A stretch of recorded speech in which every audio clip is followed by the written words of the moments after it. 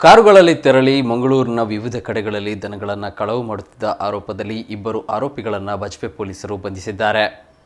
ಮೂಡಬಿದಿರೆ ಪಡುಕೋಣಜೆ ಗ್ರಾಮದ ನೀರಳಿಕೆ ಹೌಸ್ನ ಇಮ್ರಾನ್ ಇಬ್ರಾಹಿಂ ಮತ್ತು ಕಲ್ಲಬೆಟ್ಟು ಗ್ರಾಮದ ಗಂಟಲಕಟ್ಟೆ ಮಸೀದಿಯ ಬಳಿ ನಾಸಿರ್ ಯಾನೆ ನಾಚಿ ಅವರನ್ನು ಬೆಳಗಿನ ಜಾವ ಸುಮಾರು 3:30ಕ್ಕೆ ಬಜ್ಪೆ ಎಸ್ಐ ಕುಮಾರೇಶನ್ ನೇತೃತ್ವದ ತಂಡ ತೆಂಕ ಎಡಪದವು ಗ್ರಾಮದ ದಡ್ಡಿ ಚೆಕ್ಪೋಸ್ಟ್ನಲ್ಲಿ ಬಂಧಿಸಿದ್ದಾರೆ.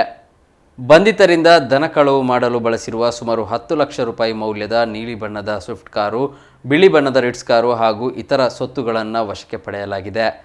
ಬಜ್ಪೆ ಠಾಣೆ ನಿರೀಕ್ಷಕರಾದ ಸಂದೀಪ್ ಅವರ ಆದೇಶದಂತೆ ಎಸ್ಐ ನೇತೃತ್ವದಲ್ಲಿ ವಾಹನ ತಪಾಸಣೆ ನಡೆಸುತ್ತಿದ್ದಾಗ ಆರೋಪಿಗಳು ಬಲೆಗೆ ಬಿದ್ದಿದ್ದಾರೆ.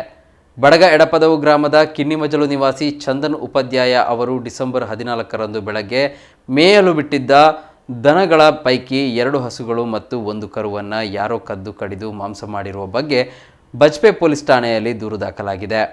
ಈ ಪ್ರಕರಣದ ಆರೋಪಿಗಳೆಂದು ಶಂಕಿಸಲಾಗಿದ್ದ ತೋಡಾರು, ಹಂಡೆಲು, ಉಳಾಯಿಬೆಟ್ಟು ಮತ್ತು ಗಂಟಲಕಟ್ಟೆ ಕಡೆಯ ಕೆಲವರ ಬಂಧನಕ್ಕೆ ವಿಶೇಷ ತಂಡ ರಚನೆ ಮಾಡಲಾಗಿದೆ.